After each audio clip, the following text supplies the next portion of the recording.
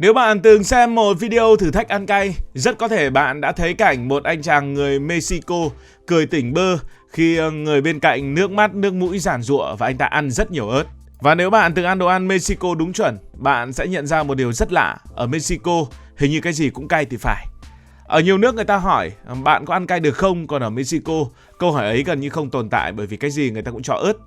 Vậy điều gì đã biến Mexico trở thành quốc gia ăn cay bền bỉ, ăn cay sâu gốc, ăn cay dai dẳng bậc nhất trên thế giới? Và liệu Mexico có phải là quê hương của quả ớt, thứ đã khiến cả nhân loại vừa khóc vừa nghiện? Ẩm thực Mexico không chỉ xoay quanh một hoặc hai giống ớt, họ sở hữu hàng trăm loại khác nhau, mỗi loại mang một tính cách riêng.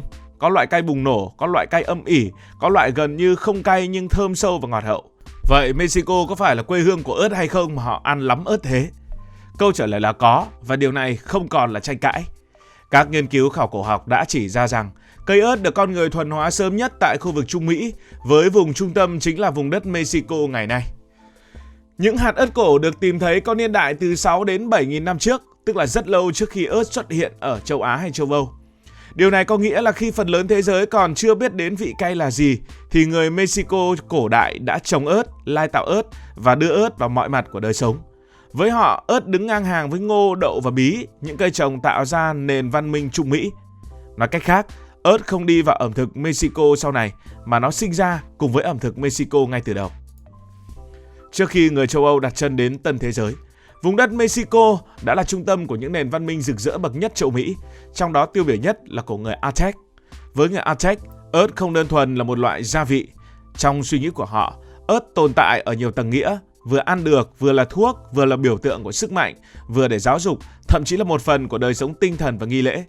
Sống trong môi trường khí hậu nóng, độ ẩm cao, thực phẩm dễ ôi thiêu và vi khuẩn sinh sôi cực nhanh, người Aztec sớm nhận ra một điều mang tính bản năng. Những món ăn có ớt thường ít gây đau bụng, ít gây ngộ độc hơn. Dù không hề biết đến khái niệm vi khuẩn hay khoa học hiện đại, họ vẫn quan sát được hiệu quả thực tế. Chất capsaicin ở trong ớt, thứ gây cảm giác cay rát, có khả năng ức chế nhiều loại vi sinh vật gây hại.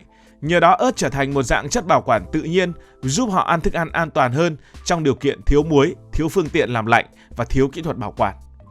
Chính vì vậy, việc ăn cay đối với người Aztec không phải là lựa chọn mang tính khẩu vị hay là sở thích của một ai đó. Nó là một quyết định để sinh tồn.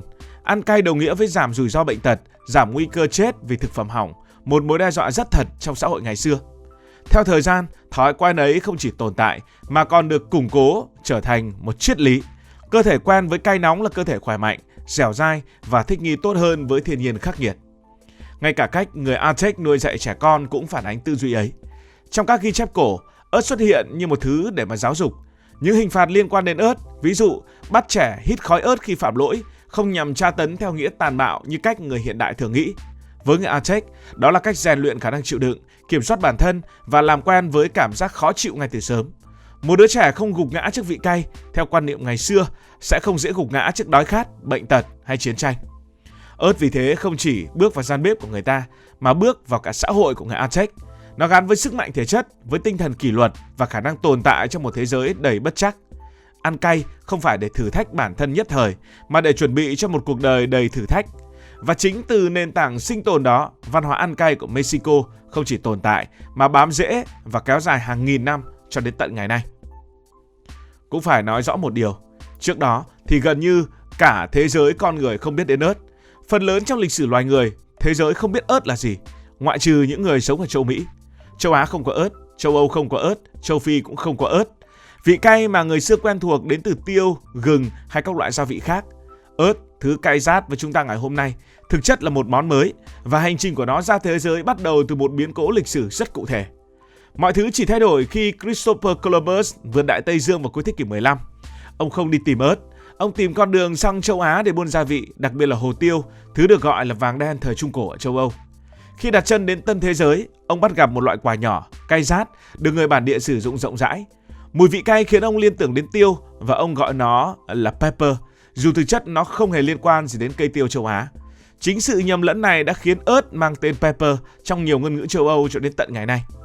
Columbus mang ớt về châu Âu không phải là một phát hiện vĩ đại, mà như một thứ gia vị lạ, rẻ và dễ trồng. Nhưng ông không ngờ rằng mình đã mở ra cánh cửa cho một cuộc cách mạng ẩm thực toàn cầu. Quay trở lại với câu chuyện về người Mexico, tại sao họ lại ăn cay như vậy? Mexico sở hữu một sự kết hợp địa lý rất đặc biệt. Đất nước này có vùng cao nguyên, có vùng sa mạc, có vùng nhiệt đới, vừa nắng mạnh và lại có lượng mưa không đồng đều. Trong điều kiện đó, nhiều cây trồng khó sống nhưng ớt thì không. Ớt chịu hạn tốt, ít sâu bệnh, phát triển nhanh và cho sản lượng ổn định. Khi một loài cây vừa dễ trồng, vừa sẵn có lại giải quyết được bài toán sinh tồn, nó sẽ nhanh chóng trở thành một phần không thể thiếu của văn hóa ẩm thực. Ớt ở Mexico không phải là một thứ gì đó xa xỉ cũng không hiếm, mà là thứ mà ai cũng có, nhà nào cũng trồng, chợ nào cũng bán. Chính vậy nên người ta ăn ớt giống như chúng ta ăn rau sống. Ớt Mexico không chỉ được đánh giá bằng độ cay mà còn bằng hương và hậu vị. Một số giống ớt cay mạnh nhưng thơm như trái cây, một số cay nhẹ nhưng có mùi khói sâu, một số gần như không cay nhưng tạo nền cho toàn bộ món ăn. Người Mexico hiểu rõ từng loại ớt, dùng đúng lúc và đúng chỗ.